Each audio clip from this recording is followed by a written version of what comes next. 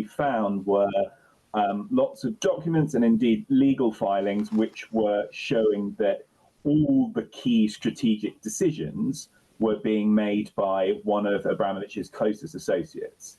And he, according to sworn testimony in court, is a UK resident. He's lived in the UK since 2004. He's had citizenship since 2010. And that's Eugene Schvidler. He's the seen as a sort of right-hand man to Abramovich.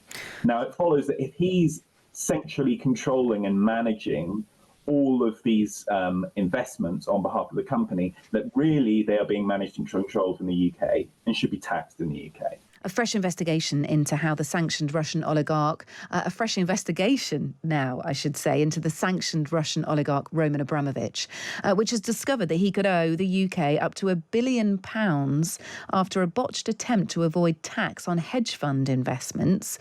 Leaked papers reveal investments worth $6 billion were routed through companies in the British Virgin Islands, but evidence suggests that they were managed from the UK, so should have been taxed here.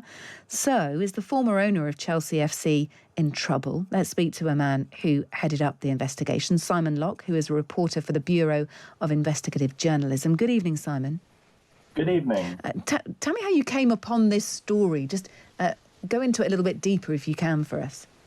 Yeah, sure. So it's been quite a long process, actually. So this investigation follows a previous project called Cyprus Confidential, which was run by the International Consortium of Investigative Journalists and Paper Trail Media.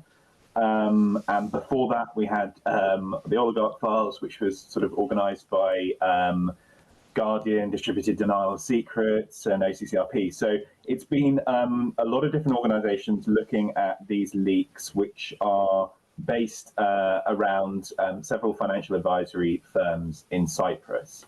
Now, the main one that we were interested in was a company called Merit Service, because Merit Service's biggest client for over 2 decades was Roman Abramovich.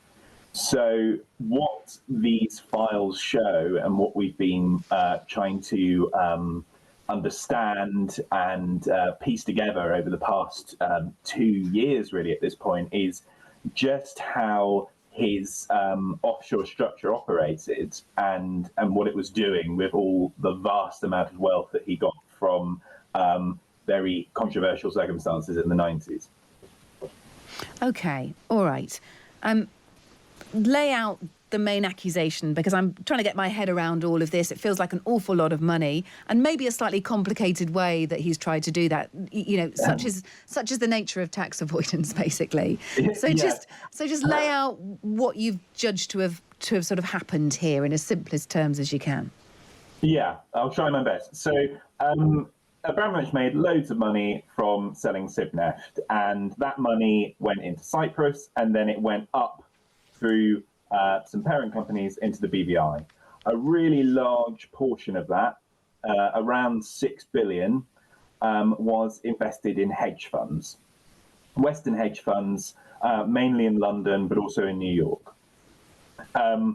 What is happening is we've got a really large group of BVI, but British Virgin Island-based companies that are holding these investments. Now, it's a pretty core rule of a lot of tax regimes around the world that you are tax resident, i.e. you pay taxes where you are managed and controlled. Now, their argument was that these companies were offshore, they were in a tax haven, they were not subject to tax. But actually what we found were lots of documents and indeed legal filings which were showing that all the key strategic decisions were being made by one of Abramovich's closest associates. And he, according to sworn testimony in court, is a UK resident. He's lived in the UK since 2004. He's had citizenship since 2010. And that's Eugene Schvidler. He's the seen as a sort of right-hand man to Abramovich. Now, it follows that if he's centrally controlling and managing all of these investments on behalf of the company, that really they are being managed and controlled from the UK and should be taxed in the UK. Interesting. So that is the bit of the plan that perhaps Abramovich and his advisors did not account for, the fact that it appears strategic decisions, control was being taken by someone in the UK. So therefore it needs to be, or profits need to be taxed as if it were a UK company. If Abramovich does indeed owe the UK a whopping £1 billion, what are the authorities going to do about it? Have they responded to any of your findings? Well, we've had several calls from MPs to have HMRC investigate. We think there are strong grounds for them to do so. Ultimately, they'll need to do their own investigation, but HMRC has, very large statutory powers that it can and arguably should use. Many, I guess, freelancers doing their tax returns at this time of year will probably be aware of just the sort of powers that they have. And it's exactly the same principle with Abramovich. And so if, hypothetically, they were to agree with these findings and issue a penalty, then they could forcibly seize assets. And this becomes important when you think about, stuff like the Chelsea sale. There is around £2.5 billion sitting in a bank account in Barclays as a result of the sale of Chelsea. Now, arguably, that could be owing to the taxpayer. Yeah, it is a bit of a scandal that money is still sitting in a bank account. It was meant to go to Ukraine, wasn't it? Or certainly any interest owed on it was meant to go to the war effort in Ukraine. I think it was the actual money. But anyway, a complex story then. Yeah. Yes, definitely. And it was actually one of two parts that we did, because we also looked yesterday at a piece around how he was managing his yachts. And what he appeared to do there was, again, a very complex tax arrangement, but it seemed to be an artificial commercial leasing structure that was designed to evade VAT on a large scale. Look, go on, sorry.